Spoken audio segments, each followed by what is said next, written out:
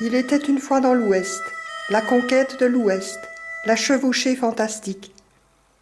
Qui de nous n'a pas un jour rêvé de chevaucher aux côtés de John Wayne ou Gary Cooper dans ces paysages qui ont servi de décor à des films qui ont fait la gloire du cinéma américain?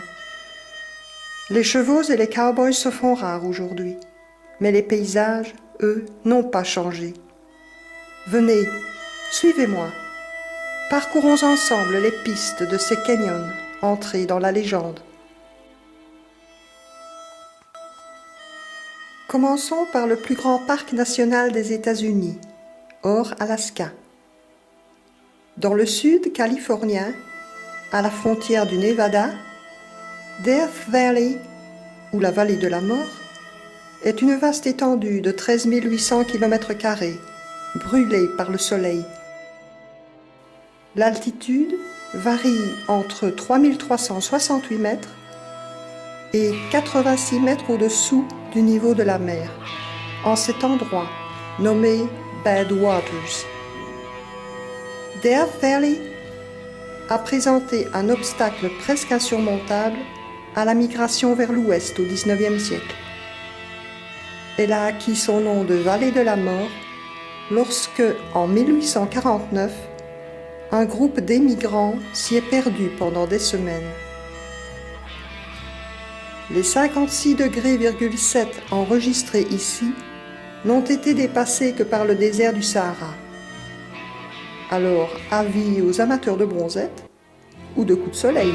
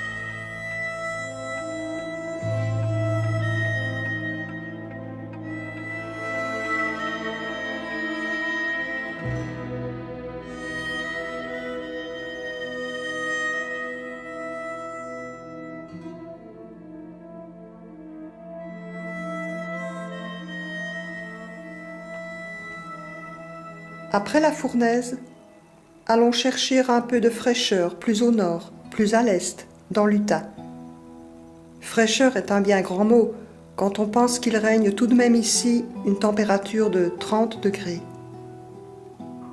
Le parc de Bryce Canyon, de 145 km², contient une merveilleuse gamme d'aiguilles rocheuses, d'arches et de pitons, dans une palette de couleurs si riche qu'on les dit les rochers les plus colorés du monde. L'oxyde ferrique a donné les tons rouges, jaunes et bruns, tandis que le manganèse a donné les nuances violet et lavande. Ces pierres étranges hérissent le fond d'un amphithéâtre naturel, en forme de fer à cheval. Il a fallu au vent et à l'eau près de 60 millions d'années pour façonner ces merveilles. La reine Victoria elle-même, figée dans le roc, ne peut se lasser d'admirer ces sujets de pierre.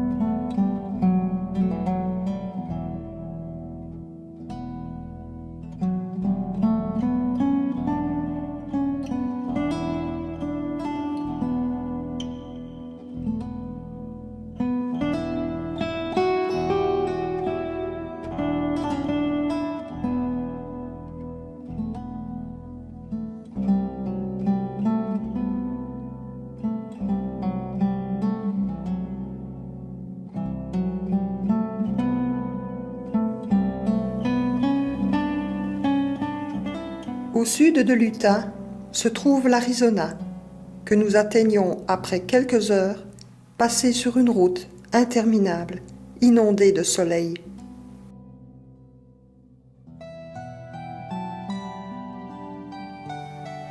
S'il est un paysage qui symbolise les États-Unis aux yeux du monde entier, c'est le Grand Canyon du Colorado.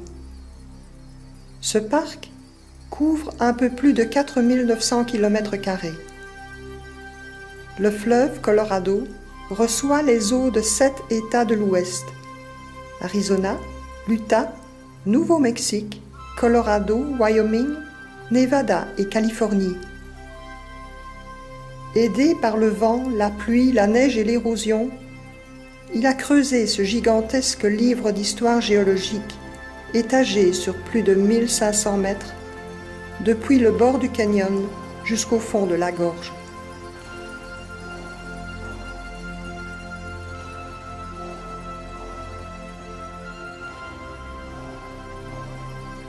Des ravins, il en existe certes de plus profonds. Des roches, il en existe certes de plus anciennes. Mais le Grand Canyon est connu dans le monde entier pour ses paysages démesurés, ses labyrinthes rocheux, sa dimension presque mystique.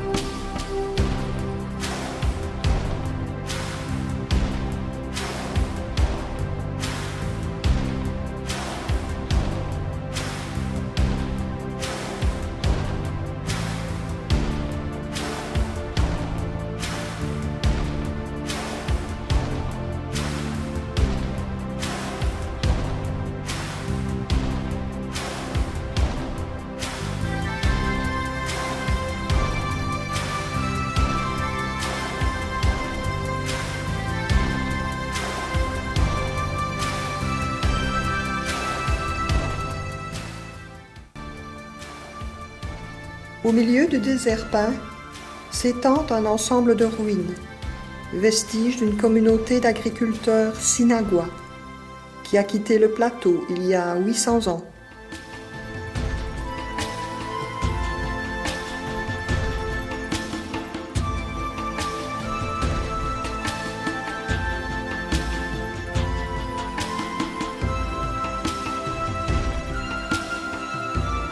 La route est encore longue jusqu'au Nouveau-Mexique et nous ne sommes pas à l'abri d'imprévus.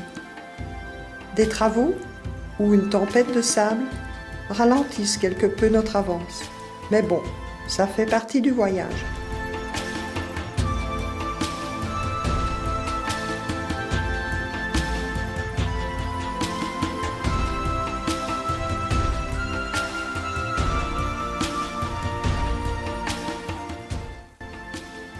Tiens, voilà le facteur. Et elles sont où les maisons ?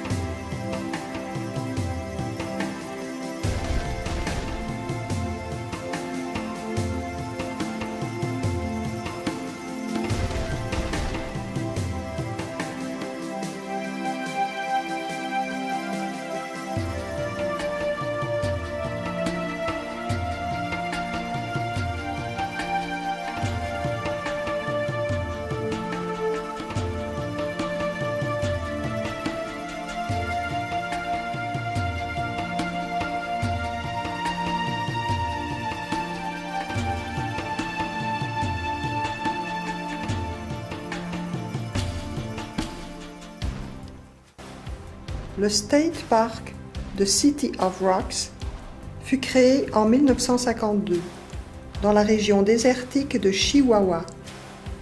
Ses tours, ses colonnes, s'élevant à plus de 40 mètres, sont séparées par des allées, telles des rues d'une ville de pierre.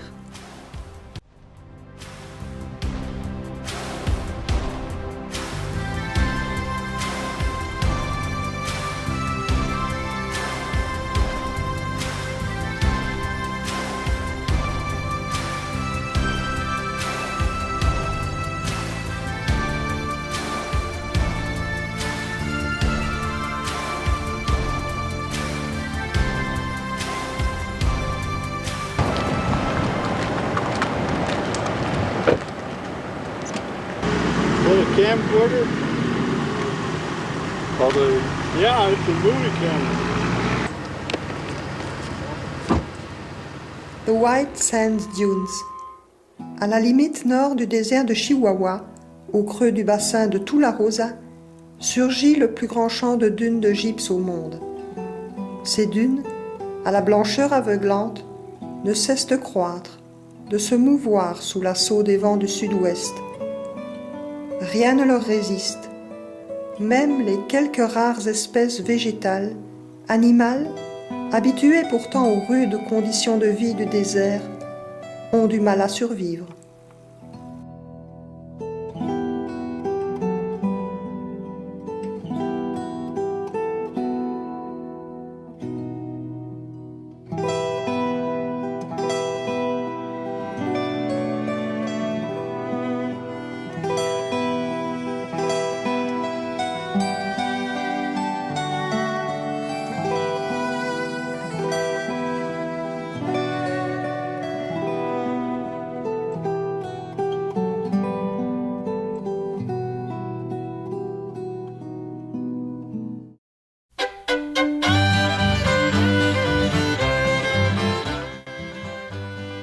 C'est ici, à Fort Summer, que se trouve la tombe du tristement célèbre Henry McCarthy, alias William Bonney, alias Billy the Kid.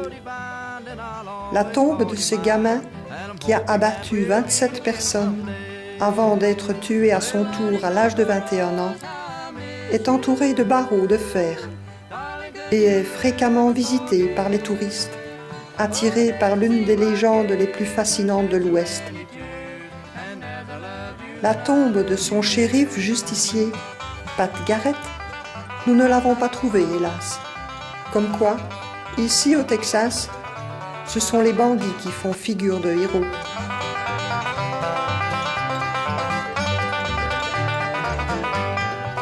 Among the honeysuckle vines we used to wander, when I was with the girl I loved the best. When you promised to be true, I remember, dear, to you, when I pinned a lovely rose upon your breast. Little honeysuckle rose, how I miss you. Darling, could you ever forget all the days that seem like years and I shed so many tears? Santa Fe fut un village d'Indiens pueblos pendant plus de 1000 ans, avant de devenir capitale territoriale espagnole au XVIIe siècle, ville frontière américaine au XIXe, puis capitale d'État au XXe siècle. C'est aujourd'hui un centre mondialement connu pour les arts, la gastronomie et le shopping. Ici, les maisons ont gardé leur architecture particulière en adobe, dans le style mission de la grande époque.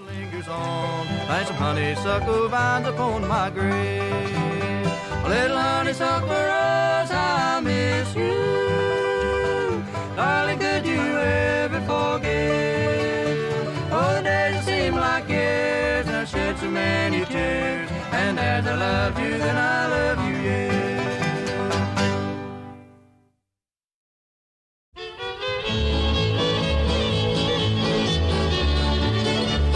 South of the border, hey, I know a lad. He's got more fun than anybody's had. Don't got no worry, don't got no dough. Everybody's wondering about Mexican Joe. In old Mexico, they call him Drumba King.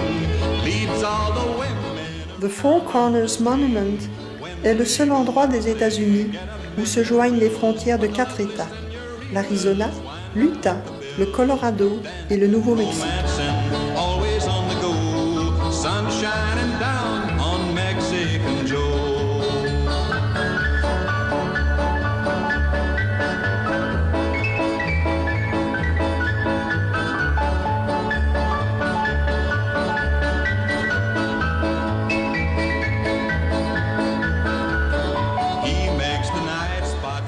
Cadre d'innombrables films et publicités, Monument Valley est pour la plupart d'entre nous l'emblème même du sud-ouest américain.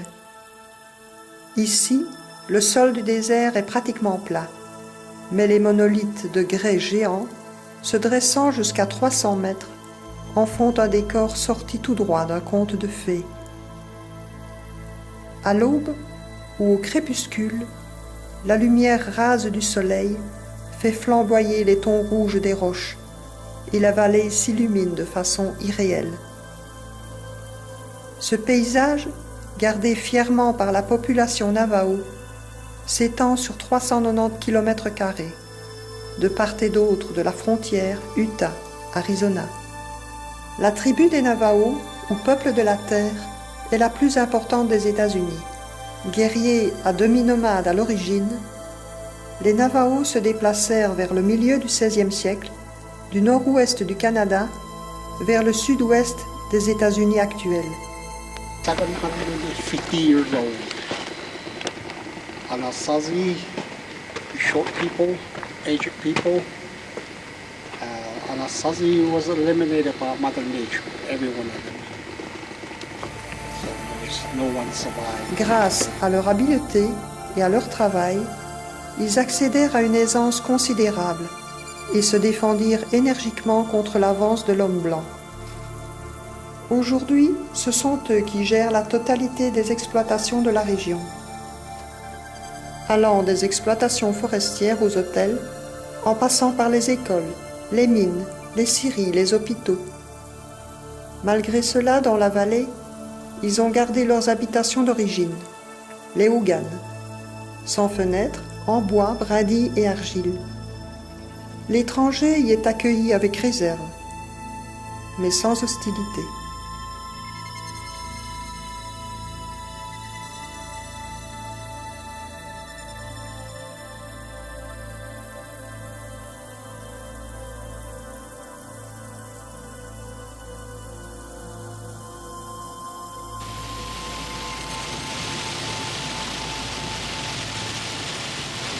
Même dans ces contrées réputées pour leur sécheresse, le voyageur n'est pas à l'abri d'un orage. Et croyez-moi, dans ces canyons aux parois abruptes, le danger est grand lorsque des torrents d'eau, de boue et de rocs s'abattent sur la route depuis le haut des falaises.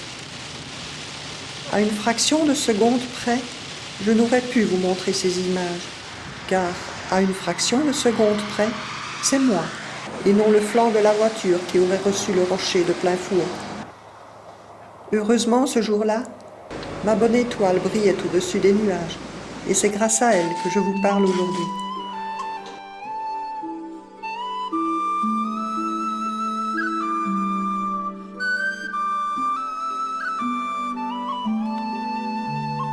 La plus grande concentration d'arches naturelles en pierre des États-Unis se trouve dans le parc national des Arches, de 310 km². Ces arches sont des dalles de grès verticales, trouées d'un orifice d'au moins 1 mètre, creusé par l'action combinée du vent et de l'eau, au cours des 150 derniers millions d'années. Ma préférée est sans nul doute Délicate Arche, que l'on atteint en début de matinée de préférence, après une montée abrupte de 2 km 400 sur un sol de pierre brûlé par le soleil. Au travers de l'arche de 14 mètres, on aperçoit les South Mountains, dans le lointain, à l'est.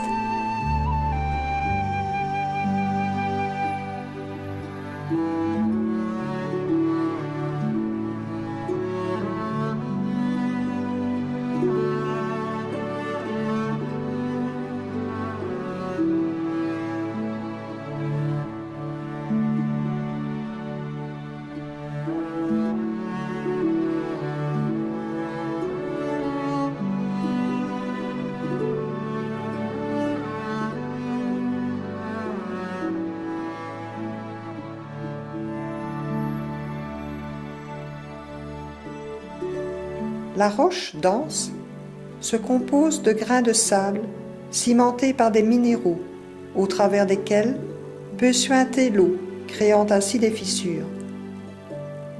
Peu à peu, en s'agrandissant, ces fissures ont isolé les formations spectaculaires en tours, aiguilles ou pitons.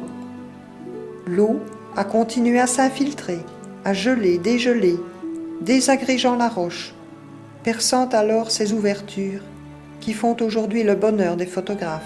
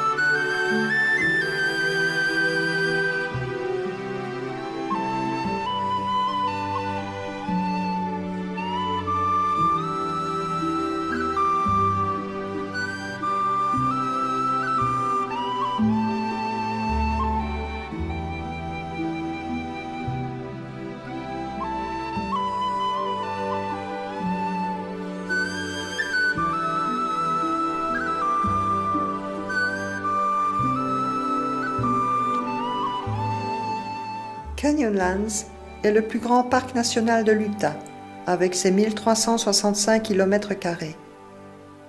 Ce domaine accidenté, souvent aride, a peu connu la présence de l'homme, sauf de rares ranchers ou hors-la-loi en fuite. C'est ici que la Green River rejoint le Colorado dans sa course folle vers le Grand Canyon du même nom. Le site le plus connu de ce parc est le Dead Horse Point, qui domine le fleuve de 600 mètres. Il servait autrefois de corral et devrait son nom à un troupeau de mustangs abandonnés ici et morts de soif en vue de la rivière.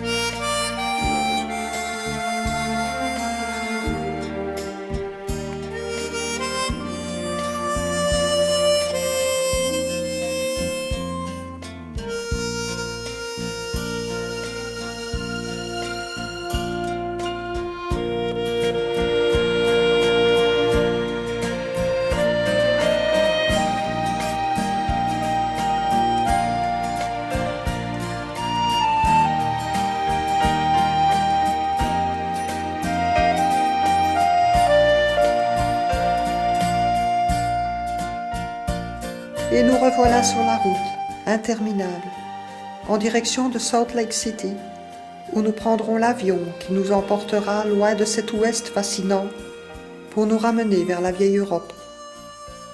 En ce beau mois d'août 2001, nous étions à 100 lieues d'imaginer que quelques jours plus tard, ce même avion qui nous avait amenés ici se rendrait tristement célèbre en allant terminer sa course dans l'une des deux tours jumelles du World Trade Center à New York. Nous étions à 3 semaines du 11 septembre. Nous n'avions en nous que ces images, à la fois lointaines, mais ô combien vivantes encore, de ces paysages grandioses, fascinants, magiques.